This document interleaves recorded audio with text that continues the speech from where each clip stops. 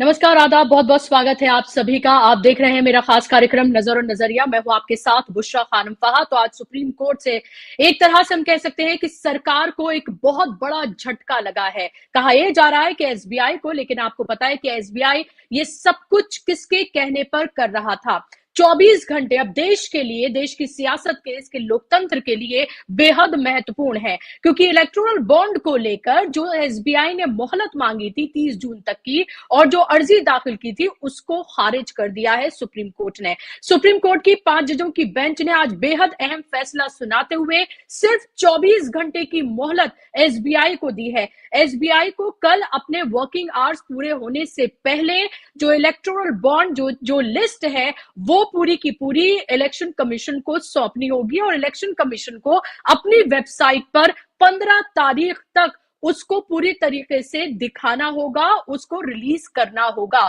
तो इलेक्शन से पहले, लोकसभा इलेक्शन से पहले ये मोदी सरकार के लिए बेहद बड़ा झटका है। लोगों को ये पता चल जाएगा अब कि आखिर जो इलेक्टोरल बॉन्ड है वो किसने खरीदे और दरअसल किसको इसका फायदा हुआ। ये तो सबको पता है कि अब तक 10,000 करोड़ रुपए के जो है वो 16,000 करोड़ के चंदे के तहत मिले हैं इलेक्टोरल बॉन्ड के तहत। ये भी पता है कि कब कब कितना पैसा इलेक्टोरल बॉन्ड के तहत आया, कब कब कितना पैसा किस किस पॉलिटिकल पार्टी को मिला है, लेकिन किसका इलेक्टोरल बॉन्ड किसके फेवर में गया है ये सूचना कोरिलेट करने की जो है वो दरअसल इंफॉर्मेशन अभी नहीं मिल पाएगी। तो सवाल ये उठ रहा है कि क्या इसको लेकर कोई पेच, जो वक्त मांग लिया है एसबीआई ने, क्या इसको लेकर कोई पेच अटक सकता है। ये तो पता चल जाएगा कि किसने इलेक्टोरल बॉन्ड खरीदे, लेकिन किसके फेवर में वो गए, क्या इसको कोरिलेट करना, इसको लेकर क्या कोई जो इंफॉर्मेशन है वो लोगों तक पहुंचने में क्या वक्त लग सकता है। ये एक टेक्निकल पेज है जिसको हम समझेंगे, जिसको हम जानेंगे। लेकिन लोकसभा इलेक्शन से पहले जो बड़ा झटका सुप्रीम कोर्ट ने दिया है सरकार को, और इसके साथ साथ सुप्रीम कोर्ट ने एसबीआई को लताड़ लगाई है, और साथ में ये भी कहा है कि सुप्रीम कोर्ट ने कि अगर एसबीआई 24 घंटे के अंदर ये इंफॉर्मेशन नहीं देती है तो अवमानना का केस भी उसके ऊपर चल सकता है। तो कोई अब उसके पास रास्ता नहीं बचा है। इस पूरे मामले पर देश के वरिष्ठतम वकीलों में से एक प्रशांत भूषण, और जो एडीआर की तरफ से जो वकील रहे इस पूरे मामले पर, जिन्होंने अवमानना का केस भी सीबीआई को लेकर जो है वो दाखिल किया था, क्या कुछ उन्होंने कहा है आप सुनिए पहले उनको, फिर मैं अपने मेहमान के पास जाऊंगी। आज सुप्रीम कोर्ट ने इलेक्टोरल बॉन्ड्स के मामले में इलेक्शन कमीशन की स्टेट बैंक की अर्जी कि हमको टाइम एक्सटेंड किया जाए 30 जून तक इलेक्टोरल बॉन्ड्स के डिटेल्स देने के बारे में, उसको रद्द कर दिया है और बोला है कि ये बिल्कुल साफ है कि स्टेट बैंक के पास जो इन्फॉर्मेशन कोर्ट ने मांगी थी उनके पास है, कि किसने बॉन्ड्स परचेज करे उसके डिटेल्स और किसने बॉन्ड्स वो एनकैश करे उसके डिटेल्स, ये सब स्टेट बैंक के पास है। और वो कल शाम तक ये सारी डिटेल्स इलेक्शन कमीशन को दे दें, और उसके बाद इलेक्शन कमीशन 15 तारीख तक, इसी महीने की 15 तारीख तक वो सारे डिटेल्स अपने वेबसाइट पर पब्लिश कर दे। और पहले भी जो इन्फॉर्मेशन 2019 से पहले के बॉन्ड्स के बारे में जो पॉलिटिकल पार्टीज़ को देनी थी इलेक्शन कमीशन को, जो उनके पास आ चुकी है, वो सब भी इलेक्शन कमीशन 15 तारीख तक पब्लिश कर दे। तो 15 तारीख तक पब्लिश करना होगा इलेक्शन कमीशन को वो पूरी लिस्ट, और 24 घंटे बेहद अहम। 24 घंटे के अंदर एसबीआई के पास अब कोई रास्ता नहीं बचा है, और सरकार को बचाने की कितनी भी कोशिश करे, लेकिन अब उसके पास कोई रास्ता नहीं बचा है सुप्रीम कोर्ट की तरफ से। आज उसको सुप्रीम फटकार एक तरह से लगी, और बेहद सख्त टिप्पणियां जो है सुप्रीम कोर्ट की तरफ से इस पूरे मामले को लेकर आज की गई हैं। इसी को लेकर राहुल गांधी ने भी आज ट्वीट किया, और राहुल गांधी ने सरकार को घेरा और कहा कि नरेंद्र मोदी के चंदे के धंधे की पोल खुलने वाली है। 100 दिन में स्विस बैंक से काला धन लाने का वायदा कर सत्ता में आई सरकार अपने ही बैंक का डेटा छिपाने के लिए सुप्रीम कोर्ट से सिर के बल खड़ी हो गई है। सुप्रीम कोर्ट में सिर के बल खड़ी हो गई है। इलेक्टोरल बॉन्ड्स भारतीय इतिहास का सबसे बड़ा घोटाला साबित होने जा रहा है, जो भ्रष्ट उद्योगपतियों और सरकार के नेक्सस की पोल खोलकर नरेंद्र मोदी का असली चेहरा देश के सामने लेकर आएगा। क्रोनोलॉजी स्पष्ट है, चंदा दो धंधा लो, चंदा दो प्रोटेक्शन लो, चंदा देने वालों पर कृपा की बौछार और आम जनता पर टैक्स की मार, यही है भाजपा की मोदी सरकार। तो बेहद सख्त अल्फाज में राहुल गांधी ने नरेंद्र मोदी सरकार को आड़े हाथों लिया है और सीधे तौर पर यह कहा है कि कॉर्पोरेट और सरकार का जो पूरा नेक्सस चल रहा था और इन इलेक्ट्रॉनल बॉन्ड के एवज में जो फायदे पहुंचाए जा रहे थे उसकी पूरी पोल खुलने वाली है, उसका पूरा पर्दाफाश होने जा रहा है। स्विस बैंक से काले धन की बात ये कह रहे थे कि वहां से लेकर आएंगे, लेकिन अब अपने ही बैंक का जो डेटा है वो तक भी लोगों तक नहीं पहुंचा पा रहे हैं। इस सब को और आज के इस सुप्रीम कोर्ट के ऑर्डर को कैसे देखा जाए, कितना महत्वपूर्ण है ये आने वाले लोकसभा इलेक्शन के लिए और कितनी बड़ी मुश्किल खड़ा कर सकता है मोदी सरकार के लिए, इसी पर आज हम बात करेंगे। और उस पर बात करने के लिए मेरे साथ बेहद खास मेहमान जुड़ गए हैं। हेमंत अत्री जी हैं, जाना माना चेहरा है, सीनियर जर्नलिस्ट है, उस पूरे मामले पर उनकी बहुत गहन उन्होंने इस पर स्टडी भी की है। और अब से थोड़ी देर में अनिल त्यागी सीनियर जर्नलिस्ट भी मेरे साथ जुड़ जाएंगे। हेमंत जी, बहुत बहुत स्वागत, इस्तकबाल आपका। इस पूरे ऑर्डर को आप कैसे देखते हैं? क्या अभी भी कोई आप लूप होल देखते हैं? जो मैं बात कर रही थी कोरिलेट करने की, क्या अभी भी कोई पेच अटका हुआ है जिससे सरकार बच निकल सकती है, या फिर ये पेच फंसाने के बावजूद भी उसके पास वो रास्ता नहीं बचता है जो दरअसल वो एसबीआई के थ्रू लेना चाहती थी? देखिए बुशरा जी, आजाद भारत के इतिहास में और समकालीन विश्व इतिहास में 160 अरब का मिस अप्रोप्रिएशन कहेंगे, क्योंकि सुप्रीम कोर्ट ने अब इसको असंवैधानिक घोषित कर दिया है, अवैधानिक घोषित कर दिया है। तो 160 अरब रुपए, 16,000 करोड़ रुपए का मिस अप्रोप्रिएशन है ये। और स्वतंत्र भारत के इतिहास में सुप्रीम कोर्ट का ऐसा ऑर्डर अभी तक मैंने नहीं देखा है। और आज जब अदालत के अंदर जो जिस तरह की जिरह हुई और जो प्रधानमंत्री जी के सबसे नजदीकी वकील हैं हरीश साल्वे, वो आज जब एसबीआई की तरफ से खड़े हुए और उन्होंने तमाम ऐसे प्रयास किए कि किसी तरीके से ये मामला 30 जून तक टल जाए, चुनाव हो जाए और उसके बाद जो होना है होता रहे। उसके बावजूद सुप्रीम कोर्ट ने ना इधर की सुनी ना उधर की सुनी, उनकी केवल बात सुनी और उसके बाद जो अपोनेंट पार्टी है उसको भी जिरह करने का मौका नहीं दिया। सीधे सवाल जस्टिस चंद्रचूड़ ने और 5 जजों की बेंच ने अलग अलग सवाल उनसे ओपन कोर्ट में पूछे और इस तरीके से ग्रिल किया कि उनको बगले झांकने पे मजबूर होना पड़ा। अब आपने 2-3 बड़े वांछित सवाल पूछे हैं और उनका सीरियल वाइज मुझे जवाब देना पड़ेगा। ये क्या हुआ है बुशरा जी? जो सरकार पारदर्शिता के नाम पर वोट लेके आई थी, जो स्विस बैंक से वापस पैसा लाने की बात की, जैसा आपने इंट्रोडक्शन में कहा, वो इलेक्टोरल बॉन्ड के चंदे को छुपा रही है। वो क्यों छुपा रही है उसको आपको समझना पड़ेगा। जिस दिन ये लिस्ट आएगी 15 तारीख की शाम को 5 बजे इलेक्शन वेबसाइट पे, इलेक्शन कमीशन की, तो आपको लगता है क्या होगा? जो शेल कंपनियां, जो विदेशी कंपनियां, जो फर्जी कंपनियां, सरकार के तमाम फाइनेंसर, माफिया और जिस भी तरह के लोगों ने जिस तरीके से चंदा दिया है, उन सब के नाम डेट वाइज सामने आ जाएंगे। एक बात आपको ये समझनी पड़ेगी। बहुत सारे लोग कह रहे हैं कि किसने किसको चंदा दिया, ये बात सामने नहीं आएगी। This is a fact. 2 लिस्टें सामने आएंगी। एक लिस्ट किस किसने किसको कितना चंदा दिया, एक वो है। दूसरा है कि किस किस पार्टी को कितना चंदा मिला।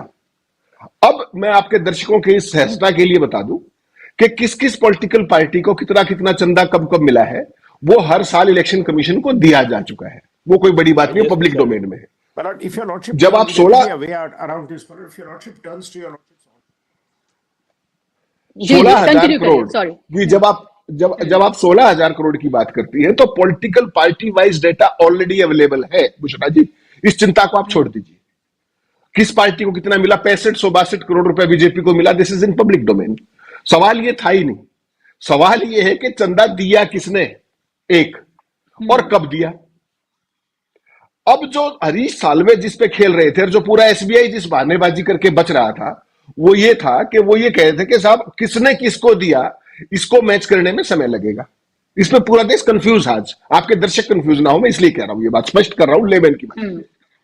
तो सुप्रीम कोर्ट ने कहा साहब हम तो आपको मैच करने के लिए कह ही नहीं रहे। आपके पास 2 सेट्स हैं। एक सेट है किसने कितने इलेक्ट्रल बॉन्ड खरीदे डेट वाइज, और एक सेट है किसने कब कब अपने वो जो एनकैश कराए।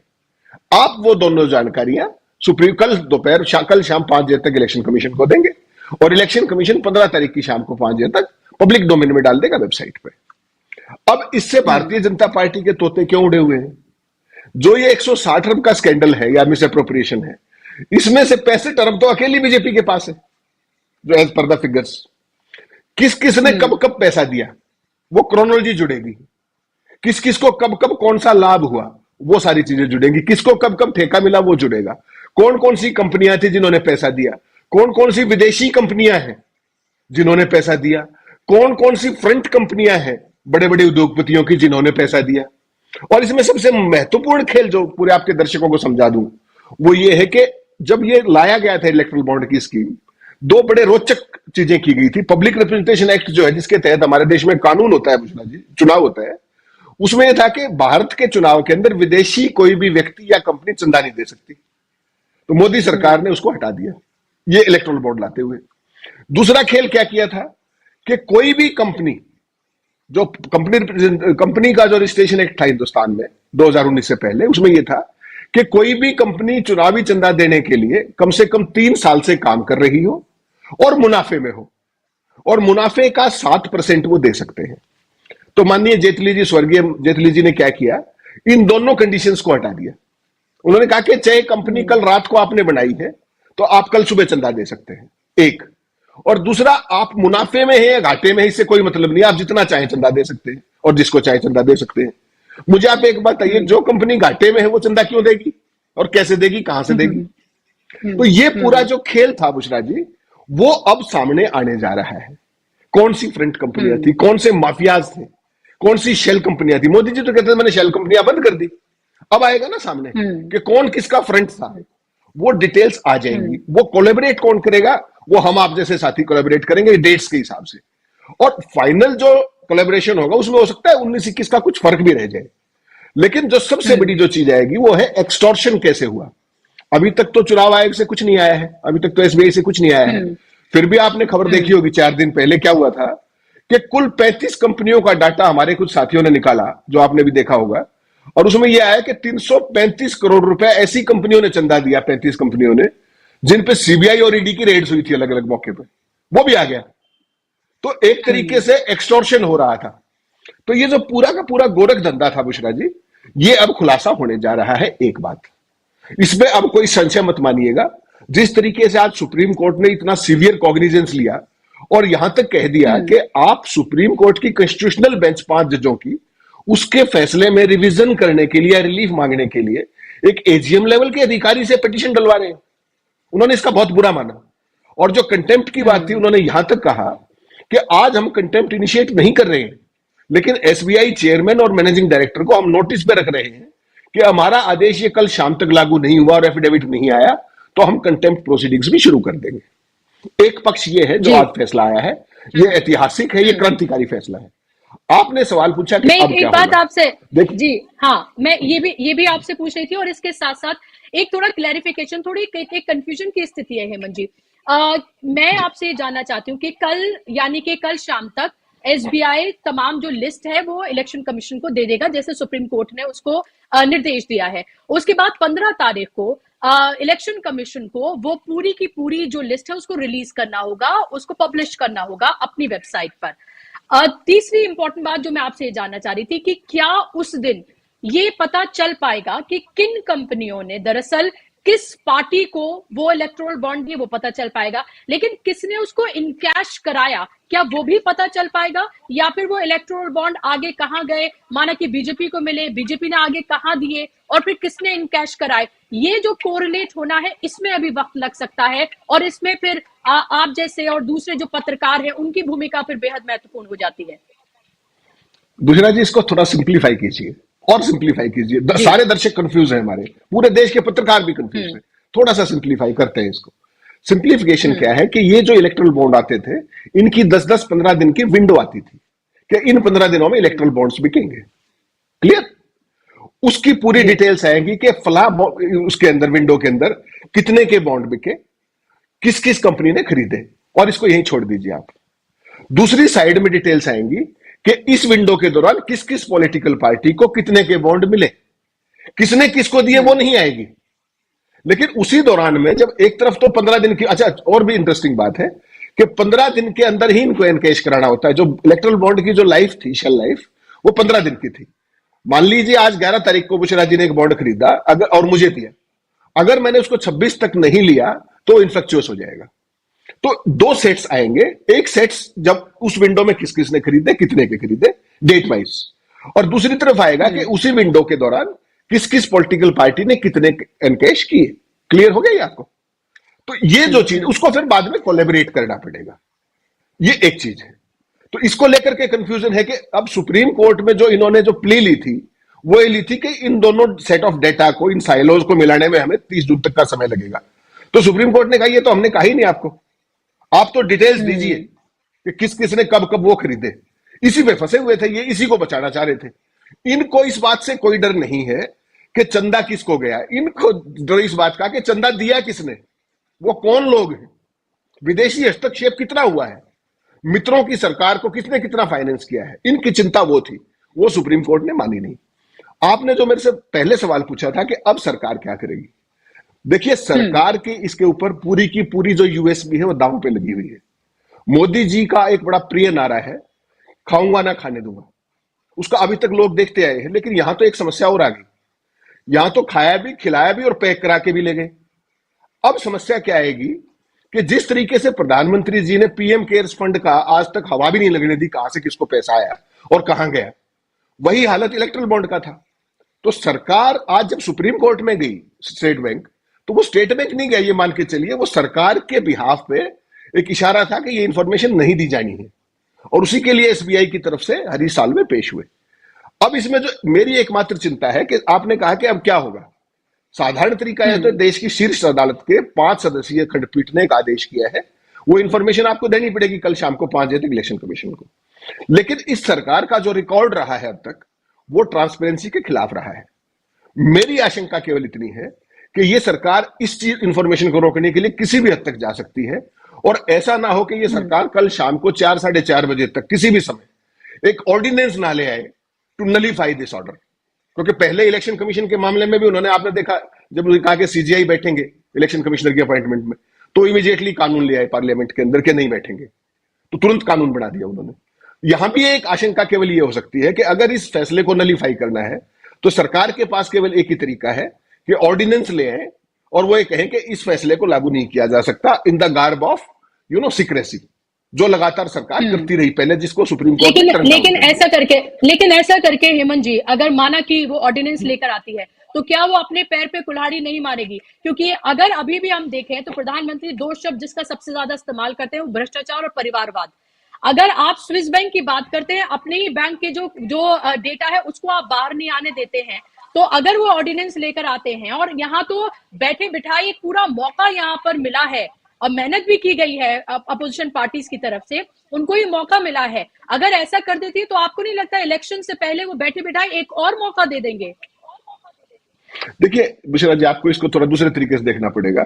आज की तारीख में सरकार का जो इकोसिस्टम है, आपको क्या लगता है, आप और मेरे को और कुछ चैनलों को छोड़ के यूट्यूब के साथियों को किसी मुख्य धारा के मीडिया में कहीं ये चर्चा हो रही है क्या? कहीं इसकी लीगलिटी इस पे बात हो रही है क्या? सरकार की यूएसपी ही ये है कि जो भी उसके खिलाफ मुद्दे हैं उनको साइड स्टेप कर दिया जाता है और आम आदमी का नैरेटिव वो बनने नहीं देती है।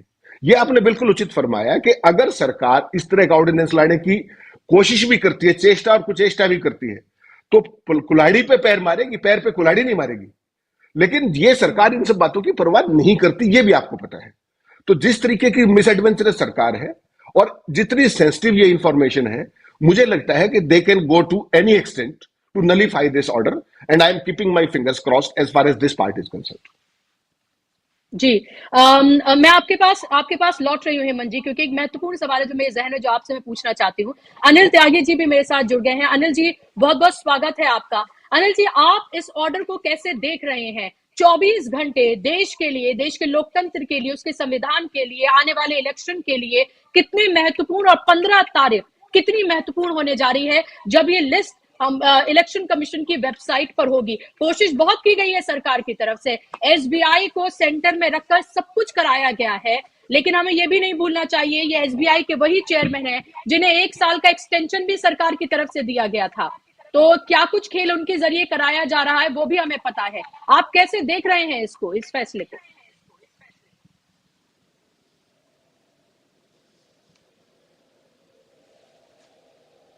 बेसिकली हकीकत ये है कि हमाम में सब नंगे हैं। ये इलेक्टोरल बॉन्ड की जो हकीकत है ये तो बिल्कुल ही पर्दाफाश हो जाती अगर ये तथाकथित बाकी राजनीतिक दल ये कहते कि हम इस इलेक्टोरल बॉन्ड में पार्टिसिपेट ही नहीं करेंगे और हम इंक्वायर कैश ही नहीं कराएंगे। तो ये जब एक तरफा खेल हो जाता कि बाकी कांग्रेस पार्टी टीएमसी को 1000 करोड़ रुपया मिला हुआ है, बीआरएस जैसी पार्टी 528 करोड़ रुपया मिला हुआ है, लूट मची हुई है।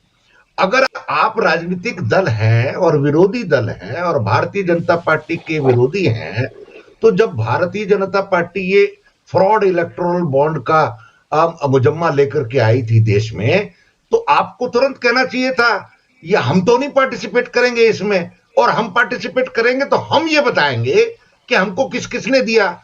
आज जितनी राजनीतिक पार्टियां ये सब होल्ला कर रही हैं, उनको ये बताना चाहिए सबसे पहले एसबीआई के कैरेक्टर सर्टिफिकेट की जरूरत क्यों पड़ रही है राजनीतिक दलों को।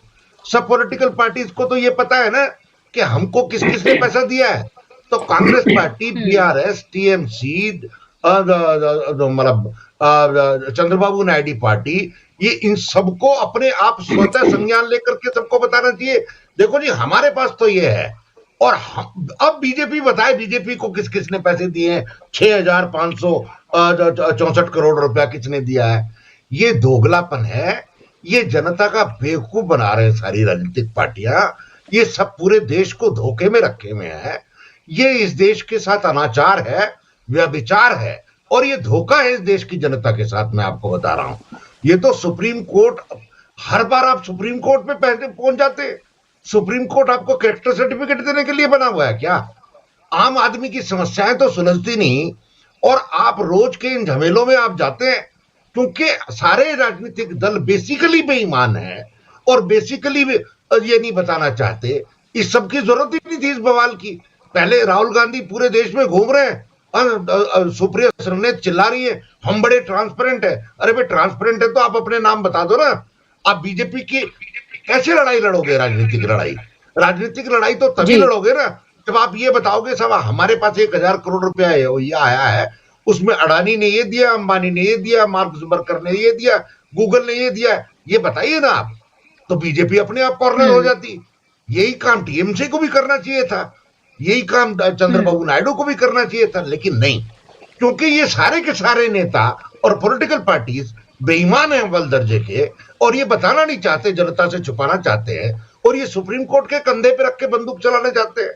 ये कैसी राजनीति है? आप मेरे को बताइए ना। भाई बीजेपी तो आप मान लिया आप बीजेपी करप्ट है, बीजेपी सारे तिकड़म करेगी अपने पैसे बचाने के लिए, लेकिन आप क्या कर रहे हो? आपकी ट्रांसपेरेंसी क्या है? और आप कैसे पारदर्शी होने की बात कर रहे हो? ये बेसिकली लेकिन अनिल जी अनिल जी, लेकिन मेरा सवाल इससे ये है कि माना कि उन पॉलिटिकल पार्टीज ने भी इन इलेक्टोरल बॉन्ड के चंदे के खेल में वो साथ रही।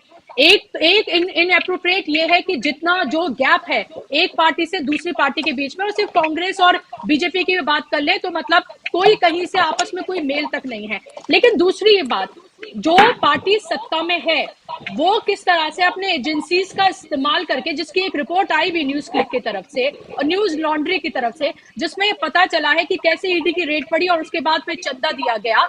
तो ये तो वो पॉलिटिकल पार्टीज नहीं कर रही हैं, ये ब्लैकमेलिंग तो सत्ता में बैठे लोग ही कर रहे हैं। तो इसका खेल तो पूरी तरीके से लोगों के सामने खुल जाएगा। ये बहुत महत्वपूर्ण है। मैं आप ही की बात का जवाब दे रहा हूं। ये काम बहुत आसान हो जाता अगर ये सारी की सारी राजनीतिक पार्टियां बड़ी ईमानदारी से कहती कि हम जो है, हमारे पास तो यहां से चंदा आया है, अब बीजेपी बता दे, तो बीजेपी ट्रैप हो जाती। अब आप भाई बीजेपी के बारे में सबको मालूम है, बीजेपी एलिजली अनलॉफुल मीन से सारे के सारे पैसे लेकर के आ रही है, ये विपक्षी दलों का कहना है। लेकिन आपके पास क्या लीगल मीन से पैसा आ रहा है? आपकी सरकार भी तो थी ना, तो 3-3, 4-4 जगह, 2-2 जगह, एक अकेले बंगाल में 1000 करोड़ रुपया किसने दिया? ममता बनर्जी को बताए ना। ममता बनर्जी तो कहती है कि मैं प्लास्टिक की चप्पल पहन के 2 धोती में रहती हूँ। अभी तक जितनी रेड हुई है, ये बात ठीक है, पैसा कहीं नहीं पकड़ा गया, लेकिन बिना पैसे की तो राजनीति नहीं होती। आज वो बंगाल में अकेले चुनाव लड़ेंगी आपको लग रहा है बंगाल में एक एक कॉन्स्टिट्यूंसी में कम से कम 10 से 20 करोड़ रुपया खर्च होगा? वो पैसा कहां से आएगा? हम सबको मालूम है। बकौल प्रशांत किशोर वो कहते हैं कि हम तमिलनाडु में जब किसी एमपी को टिकट के लिए मिलते हैं तो वो सीधा एमपी आके कहता है टिकट को छोड़ो, मेरे को ये बताओ मैं 250 करोड़ रुपया खर्च कर सकता हूं इस पार्लियामेंट में कॉन्स्टिट्यूंसी में, मुझको टिकट चाहिए। अब मेरे को बताइए 250 करोड़ रुपया खर्च करके इस देश में अगर मेंबर पार्लियामेंट और 60 करोड़ रुपया एमएलए का खर्चा करके आता है आदमी, तो राजनीति का स्वरूप कहां जा रहा है? ये एक बड़ा सवाल है इस देश के सामने।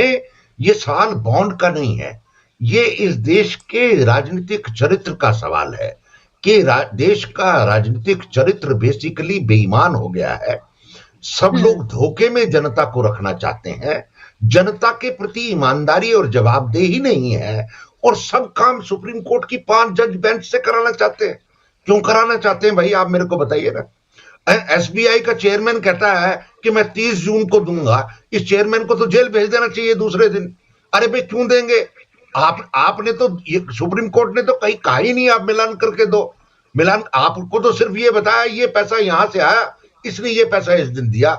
जब आप 25 रुपए निकालने पर एक एसएमएस कर देते हो 10 सेकंड के बाद अकाउंट में, तो सुप्रीम कोर्ट को एसबीआई को नहीं मालूम है कि आपके पैसे कहां हैं और किसने दिए हैं? सबको मालूम है।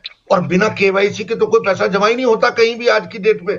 सबसे पहले तो केवाईसी आती है। जब केवाईसी के डॉक्यूमेंट डिजिटलाइज हो रहे हैं और आधार से मिल रहे हैं तो आपको तो सब कुछ पता है, तो ये झूठ बोलने की जरूरत क्या थी? अब कल तक सुप्रीम कोर्ट पता चल जाएगा, 5 बजे तक का टाइम दिया है, परसों तक इलेक्शन कमीशन में आ जाएगा, तो ये दूध का दूध पानी का पानी हो जाएगा। लेकिन होगा कुछ नहीं, आप ये समझिए, ना मानने से भी होगा क्या? भाषण सुन लीजिए। अरे भाई हमको राजनीति चलानी है, हमको चुनाव लड़ने हैं, तो इन्होंने पैसे दिए तो हमने पैसे लिए। लेकिन सवाल ये है, ये गेम एक्सपोज होगा वो पैसे आने के बाद किस प्रतिफल के कारण, किस कंसीडरेशन के कारण उस बिजनेस हाउस को कौन सा कोटा, कौन सा परमिट, कौन सा प्रॉफिट पहुंचाया गया। तो इन ल्यू ऑफ कंसीडरेशन और in lieu of the bribe, alleged bribe which you have received, you have done the favors which should not have been done. आपने उन लोगों को लाभ दिया जिन लोगों को लाभ नहीं दिया जाना चाहिए था। पैसे के प्रतिफल के कारण आपने उन कंपनियों के लिए सबसे बड़ा मजेदार जो केस होगा, मेरे को बड़ी दिलचस्पी है, गूगल और व्हाट्सएप से होगा। और जिस दिन गूगल और व्हाट्सएप का नाम आएगा उस दिन मुझे बताइए, मैं आपको बताऊंगा खेल कहां हुआ है।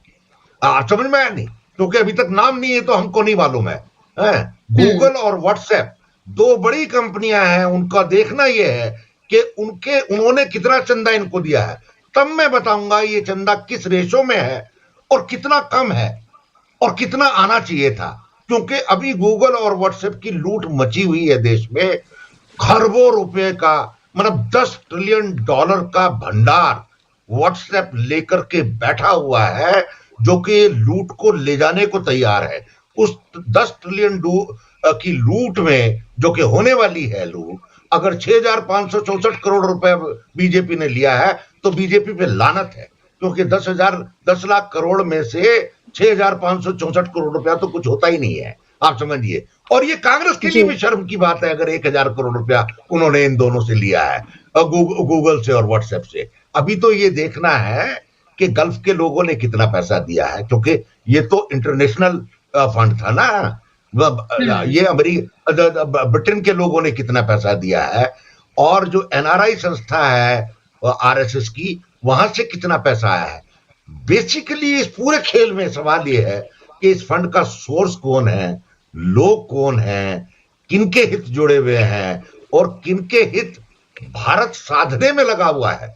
भारत सरकार का जो शेर का निशान है, जो जिसको के लोग 545 लोग चुन के भेजते हैं संसद में, हमारे महामहिम चुप बैठे रहे सांसद, इनकी अस्मिता पे भी सवाल है कि ये लोग 545 क्या करने गए जो बैठे हुए हैं।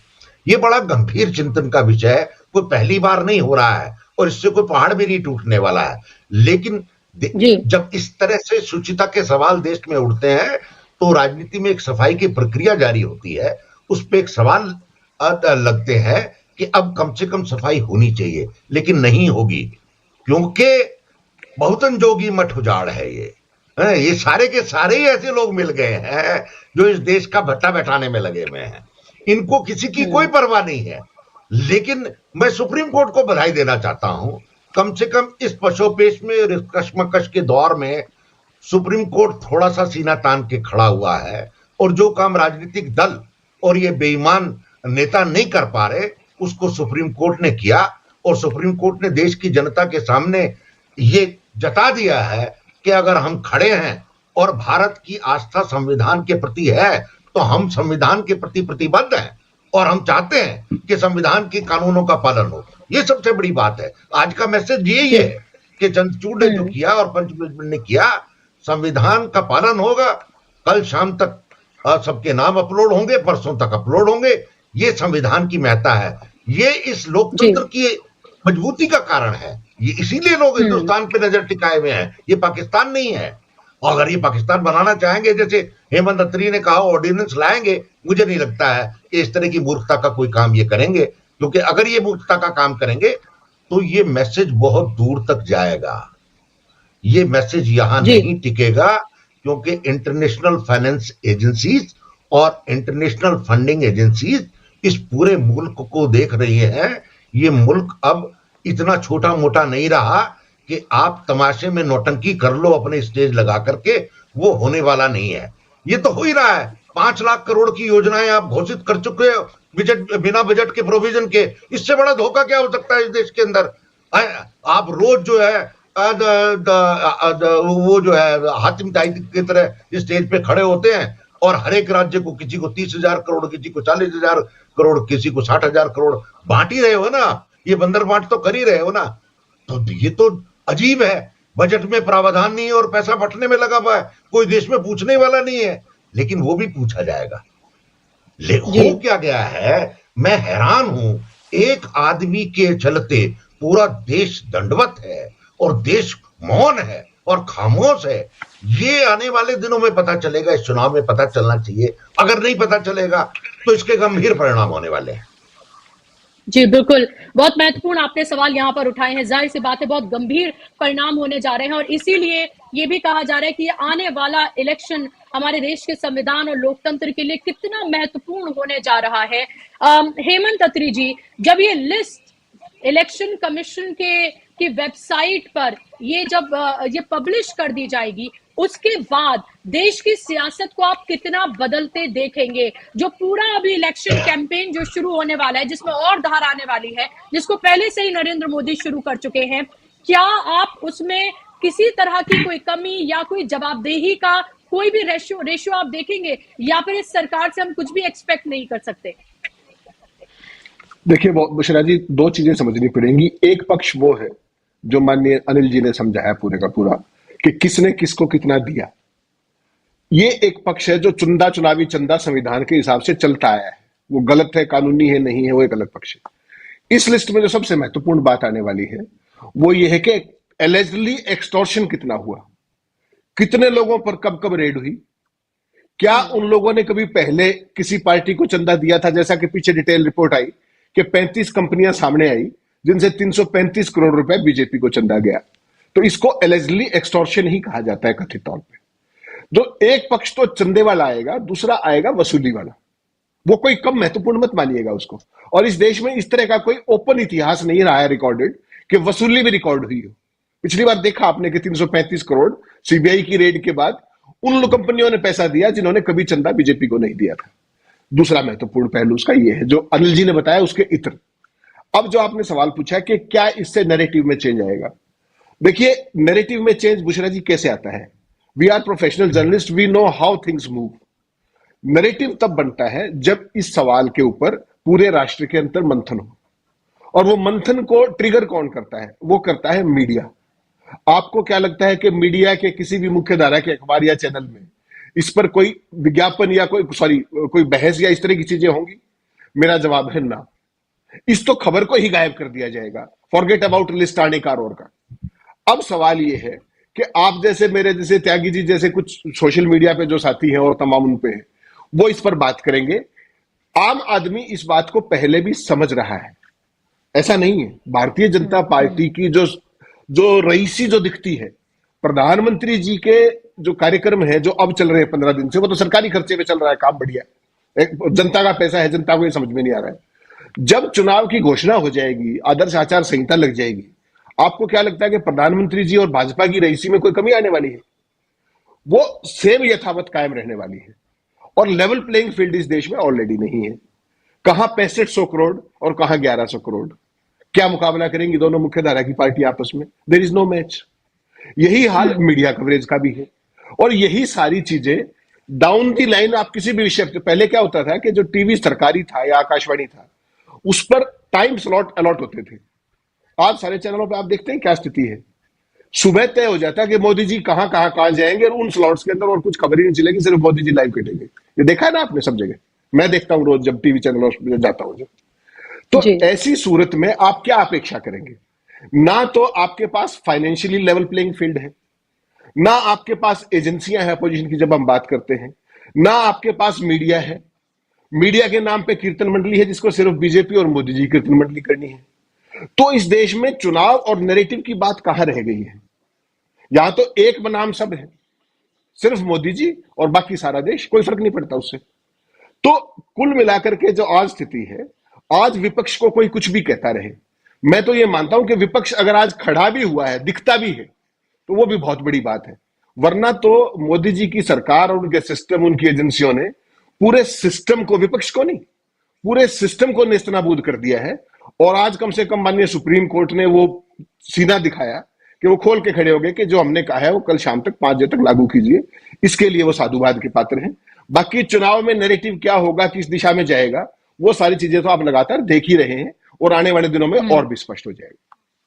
जी, और क्या ये भी स्थिति साफ हो जाएगी, ये भी पता चल जाएगा कि किस तरह से ईडी, सीबीआई और आईटी का जो है वो दुरुपयोग किया गया है? ये भी एक तरह से स्थिति जो है पूरी तरीके से साफ हो जाएगी, क्योंकि पता चल जाएगा कि उस वक्त कैसे, किस तरह से, किन कंपनीज ने कैसे बॉन्ड खरीदे और किस किस को दिए और किसने इन कैश कराए और फिर उनको क्या फायदा दिया गया। ये सारा खेल दरअसल ये इलेक्टोरल बॉन्ड से पूरी तरीके से साफ हो जाएगा। मैं आपके पास लॉटरी हेमंत जी, अनिल जी, आपसे मेरा सवाल, क्या जो भ्रष्टाचार की जो एक खोखली लड़ाई जिसके तहत 2014 में सत्ता में आई भारतीय जनता पार्टी, और उसके बाद भी अभी भी आप ये देखिए कि जब भी नरेंद्र मोदी अपने कोई भी भाषण की शुरुआत करते हैं तो सबसे पहले वो भ्रष्टाचार की बात करते हैं। वो ये भी बता रहे थे कि जब काला धन वापस आएगा तो कैसे सबके अकाउंट में 15-15 लाख रुपए आएंगे, और फिर उन्होंने कहा वो तो जुमला था। अब ये सारी जो लड़ाई है, क्या ये पूरी तरीके से हम जैसे, आप जैसे पत्रकारों को पता है, लेकिन क्या लोगों के सामने ये नकाब उतरेगा या फिर इसका कोई असर नहीं देखते हैं आप? देखिए, लोगों से जो बात हो रही है, मैं भी आजकल अपने प्रोग्राम कर रहा हूं तो वहां एक बड़ी समस्या आ रही है। मैंने अभी पंजाब और कर्नाटक 2 स्टेट किए हैं। उनमें लोग कह रहे हैं कि टीना फैक्टर है जी, there is no alternate of Modi. अब लोगों को ये नहीं समझ में आया, क्योंकि हम लोग, आप भूल रहे हैं, हम लोग भगवान राम और भगवान कृष्ण के देश में हैं। हमारे यहाँ मूर्ति पूजा होती रही है शुरू से, और वो मूर्ति पूजा का एक्सटेंशन जो है वो राजनीति में भी होता है। और राजनीति में जो सबसे बड़ी मूर्ति है आज की डेट में वो नरेंद्र मोदी की है। और नरेंद्र मोदी जो है ओमनी पोटेंट और ओमनी प्रेजेंट है पूरे देश में आज की डेट में। तो अब समस्या ये है, लोग कह रहे हैं कि मोदी के सामने कौन। अब लोगों को ये नहीं समझ में आ रहा, उनकी बात भी ठीक है, वो कह रहे हैं कि एक भी आदमी बताओ जो मोदी के सामने हो। अब उसका जवाब किसी के पास नहीं है, क्योंकि जब ममता बनर्जी, मायावती, चंद्रबाबू नायडू, अब सबसे बड़ा मजाक तो उड़ीसा में हो रहा है कि मतलब पूरी विपक्षी पार्टी भारतीय जनता पार्टी के साथ अलायंस कर रही है। अब ऐसे में आप इस बात का जवाब ढूंढोगे जनता से। उड़ीसा की जनता के पास क्या हाल है, अब आप मेरे को बताइए। जो लोग बीजेपी से चिढ़ के बीजेडी को वोट देते थे और जो लोग बीजेडी से चिढ़ के बीजेपी को वोट देते थे, वो कहां जाएंगे? वो कांग्रेस में जाएंगे, लेकिन वो उतने प्रतिशत नहीं है, तो जीत के कहां से आएंगे? आप देखिए, बंगाल का चुनाव ममता बनर्जी ने पोलराइज करने के लिए, हिंदू बना मुस्लिम करने के लिए, उसने सीपीएम को भी बाहर कर दिया, कांग्रेस को भी बाहर कर दिया, मैं खुद अकेले लड़ूंगी। मायावती तथाकथित अपने 1 लाख करोड़ रुपए जो आरोपित इकट्ठे किए हुए उनको बचाने के लिए बिल्कुल बीजेपी शरणम गच्छामी है। दिक्कत क्या है? नरेंद्र मोदी की तो कहानी ये है कि मैं निरंतर झूठ बोलूंगा, निरंतर धोखे की बात करूंगा और मैं देखूंगा आपको, आप मेरे को कैसे वोट नहीं देते हो। और जनता कह रही है आप बोलो, हम तो आपको वोट देंगे, हमारे पास तो ऑप्शन ही नहीं है। ये त्रासदी है इस 2024 के चुनाव की। वोटर फंस गया है, वोटर को समझ में नहीं आ रहा। हमारे तथाकथित सारे मित्र जो आप और हमारे जैसे लोग हैं, हमारे पास भी जवाब नहीं है। आप बताइए, आप राहुल गांधी खड़गे की बात कर रहे हैं, खड़गे अभी तक आए नहीं। मायावती को कह रहे हैं लोग प्रधानमंत्री का कैंडिडेट बना दो तो हम आने को तैयार हैं। आप समझ रहे हो? राहुल गांधी कहते हैं कि मैं अभी तैयार नहीं हूं। अरे भाई, आप कम से कम प्रतीकात्मक रूप से खड़े तो हो जाओ ना, तब लोग ये तो कहेंगे कि नरेंद्र मोदी के खिलाफ राहुल गांधी है, हमारे पास ऑप्शन है। आप विपक्ष ने ऑप्शन लेस किया हुआ है मतदाता को। जब आप चुनाव ही व्यक्तित्व केंद्रित है तो कम से कम व्यक्ति तो खड़ा करना ही पड़ेगा ना आपको। अब ऐसे में नरेंद्र मोदी की और भारतीय जनता पार्टी की लॉटरी निकली हुई है। उनको समझ में आ गया है कि ये किसी को वोट नहीं मिलना है। कहां वोट मिलेगा आप मेरे को बताइए ना। हम दोनों हरियाणा के लोग हैं, अत्री जी हरियाणा को, और हम हरियाणा में आदमी नहीं है कि क्या करोगे आप मेरे को बताओ ना। ना चाहते हुए भी, हालांकि हरियाणा का आदमी विपक्ष को वोट देगा, लेकिन कितने देगा? यही काम यूपी में है, यही काम बिहार में है। बिहार में तो लोग तेजस्वी यादव है, वोट ले लेगा। पर जब लोकसभा का चुनाव होगा तो वहां लोगों की प्रायोरिटी बदल जाती है। वो राष्ट्रीय नायक की तलाश में रहते हैं। राष्ट्रीय नायक तो गायब है विपक्ष का, तो कहां से वोट?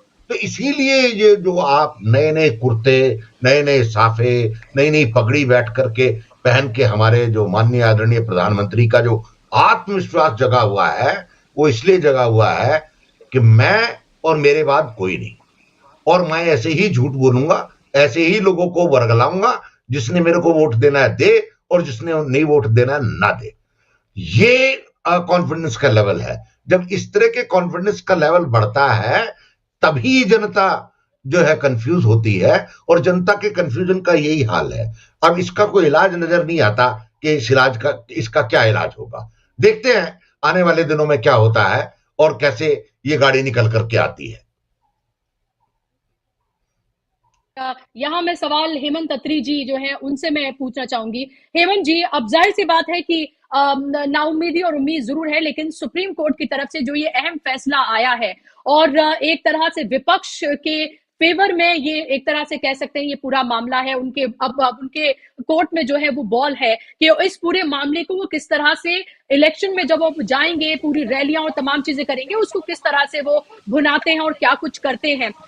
मेरा सवाल आपसे ये है कि आने वाले वक्त में क्या आप ये देख रहे हैं कि इस पूरी लड़ाई वहीं से नैरेटिव की अगर हम बात करें तो जो इंडिया गठबंधन है पूरा, उसको एक एज मिलती हुई नजर आ रही है सुप्रीम कोर्ट की तरफ से। जिस तरह का ये फैसला आया है, एक तरह से कहें कि हम एक बड़ी फटकार जो है वो लगाई है। शायद भारतीय जनता पार्टी को उम्मीद नहीं होगी, उसको लग रहा होगा कि किसी न किसी तरीके से वो टाइम बोरो कर लेंगे, वो 30 जून तक की बात, लेकिन वो सब कुछ उनके फेवर में होता हुआ नजर नहीं आ रहा है। तो ऐसे में क्या आपको लगता है कि अभी आने वाले वक्त में बीजेपी को जवाब देना तो मुश्किल हो जाएगा? अभी भी आप देखिए, कोई ट्वीट, कोई रिएक्शन, कुछ नहीं आया है। भले ही वो इन्फ्लुएंसर्स की भीड़ इकट्ठी करके अपने लिए माहौल क्रिएट कर रहे हो, लेकिन जमीन पर हकीकत अलग है।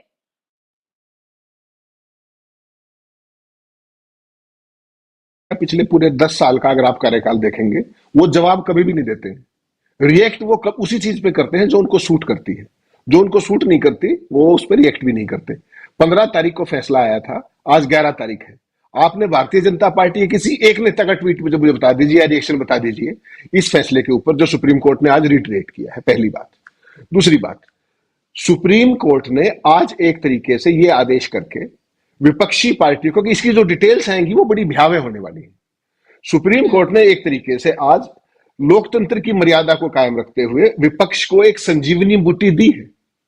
ये कहने में मुझे कोई संकोच नहीं है, संजीवनी बूटी हो सकती है विपक्ष के लिए, लेकिन क्या हमारा जो नकारा विपक्ष है, क्या वो इसमें सक्षम है? सवाल ये है। पिछली बार राफेल का कितना बड़ा मुद्दा था, पेगासस का कितना बड़ा मुद्दा था, नोटबंदी का कितना बड़ा मुद्दा था, किसान आंदोलन का कितना बड़ा मुद्दा था। क्या विपक्ष किसी एक मुद्दे को भुना पाया? 378 दिन किसान दिल्ली में बैठे रहे सड़कों पे, बॉर्डर पे। क्या विपक्षी दल उत्तर प्रदेश में, फॉरगेट अबाउट अदर प्लेसेस, क्या विपक्षी दल उत्तर प्रदेश में भी उसको इश्यू बना करके उसका लाभ उठा पाए? जवाब है ना। उसका कारण जो मैंने पिछले स्लॉट में आपको बताया, उसमें बहुत बड़ी भूमिका कीर्तन मंडली और मुख्यधारा के मीडिया की है, जो असली मुद्दों पर बात नहीं आने देते हैं। लेकिन मैं फिर भी आपको एक बात कह रहा हूं, इसमें कोई निराशा भाव में आने की जरूरत नहीं है। किसी भी लोकतांत्रिक देश में, किसी भी राष्ट्र और व्यक्ति के जीवन काल में ऐसे पल आते हैं जो आज हिंदुस्तान के अंदर चल रहे हैं पिछले 10 साल में। इससे निराश होने की जरूरत नहीं है, यहीं से एक रास्ता निकलेगा। और ये जो आज किरण दिखी है ना सुप्रीम कोर्ट की, अगर मैं केवल ये कहता हूं बुशरा जी, आप जो हम बात करते हैं ना कि बीजेपी रिएक्ट नहीं करती, बीजेपी रिस्पॉन्ड नहीं करती, उनकी स्कूलिंग का रिजल्ट है ये। आरएसएस में सवाल पूछना अलाउड नहीं होता, जो ऊपर वाला कह दे वही सही होता है। तो ये पूरे देश में वही सिस्टम पिछले 10 साल से लागू है, ना वो रिएक्ट करते हैं, ना उनसे कोई सवाल पूछ सकता है। ठीक, इस बात को आपको समझना पड़ेगा। अब जहां तक बात है कि यहां से आगे क्या, केवल एक बात, अगर पूरा विपक्ष, पिछली बार आपने राहुल ने तमाम मुद्दे उठाए ये, लेकिन क्या उनकी पार्टी का कोई भी नेता बोल रहा था इस पे? चौकीदार वाले मसले से लेकर कोई नहीं बोलता। जब अपनी पार्टी के लोग नहीं बोलते, अब मोदी का देखिए, मोदी एक शब्द कहते हैं, पूरी पार्टी क्या हो जाती है? मोदी का परिवार। क्या कांग्रेस में देखा है आपने ऐसा? क्या विपक्षी दलों में ऐसा देखा है? ये वो प्रोफेशनलिज्म है जो कहीं ना कहीं विपक्ष को अपने अंदर इन्वेंट करना होगा, पॉइंट नंबर 1। दूसरी बात, ये लिस्ट तो आ जाएगी, सारी बात ठीक है, विपक्ष इसका जिक्र भी कर लेगा। आपको क्या लगता है कि जिस भाषण की लीड ये होगी कि ये लोग थे जिन्होंने बीजेपी को चंदा दिया, आपको लगता है वो भाषण छपेगा या वो कंटेंट छपेगा? कभी नहीं छपेगा। जो चैनल्स, जो ओनर्स हैं, उन्हीं का तो है वो, उसमें बहस नहीं होगी, उसमें मुख्य धारा नहीं आएगी, कोई चर्चा नहीं होगी। तो अब में विपक्ष को क्या करना पड़ेगा? विपक्ष को अल्टरनेटिव नैरेटिव बनाना पड़ेगा, सारे विपक्ष को एकजुट होकर के, कि हम तो केवल इन्हीं मुद्दों पर रोज सवाल जवाब पूछेंगे। बेरोजगारी का सवाल रोज पूछेंगे, महंगाई का सवाल रोज पूछेंगे। पिछले 3 साल में मैं आपको एक आंकड़ा बताता हूं, 24% क्रूड ऑयल के रेट सस्ते हुए हैं 3 साल में। क्या 24 पैसे सस्ता किया है क्या? वो लाखों करोड़ रुपया कहां जा रहा है?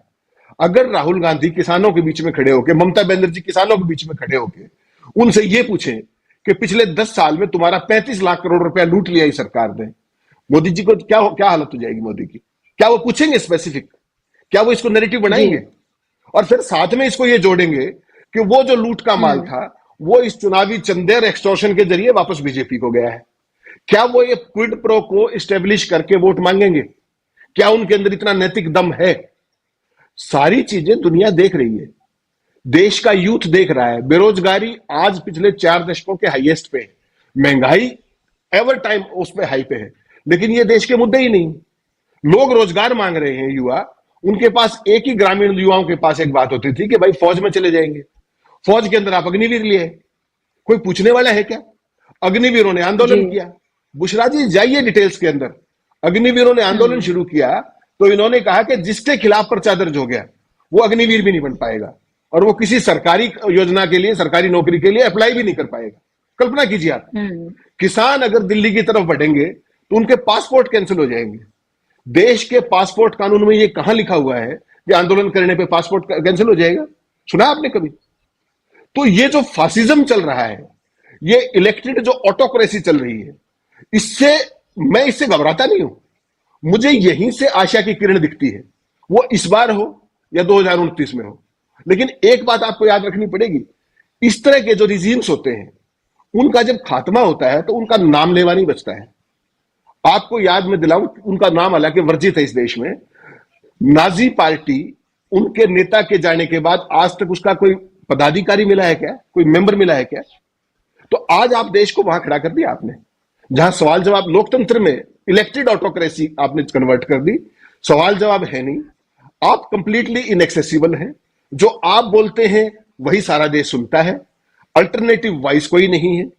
तो इससे घबराने की जरूरत नहीं है, ये कहीं ना कहीं वो प्रकाष्ठा है जिसके बाद अंधेरे से सुरंग निकलेगी, और इसके लिए मैं पूरा आशावादी हूं। ये कब होगा ये देखा जा रहा है। बिल्कुल जाहिर सी बात है। और हम सबको भी आशा है, और उसी आशा की किरण, उसी आशा की जोत को जो है वो आज सुप्रीम कोर्ट की तरफ से जलाया गया है। क्योंकि कभी कभी इस तरह के फैसले आते हैं जो सुप्रीम कोर्ट को लेकर भी उम्मीदी और नाउम्मीदी के बीच जो है वो जनता झूलती हुई नजर आती है। लेकिन अगर जो अच्छे फैसले आए हैं उनकी तारीफ होनी चाहिए, और एक उम्मीद जरूर जगनी चाहिए कि इस देश का लोकतंत्र जो है वो बचा हुआ है। लेकिन लगातार ये सवाल भी उठ रहे हैं कि क्या 2024 के बाद अगर सत्ता परिवर्तन नहीं होता है तो फिर क्या होने जा रहा है। ये भी एक महत्वपूर्ण सवाल है, और ऐसे में हम जैसे लोगों की, पत्रकारों की जिम्मेदारी जो है वो और ज्यादा बढ़ जाती है। बहुत शुक्रिया अनिल जी और हेमंत जी, आप दोनों का ही कीमती वक्त देने के लिए और हमारे साथ जुड़ने के लिए। शुक्रिया आप तमाम दर्शकों का भी इस कार्यक्रम का हिस्सा बनने के लिए। देखना यह होगा कि कल एसबीआई कब तक वो लिस्ट देता है, क्योंकि इसे वर्किंग आवर्स पूरे होने से पहले ही वो लिस्ट देनी होगी। और इंतजार सबको होगा 15 तारीख का, 15 मार्च का, जब इलेक्शन कमीशन की वेबसाइट पर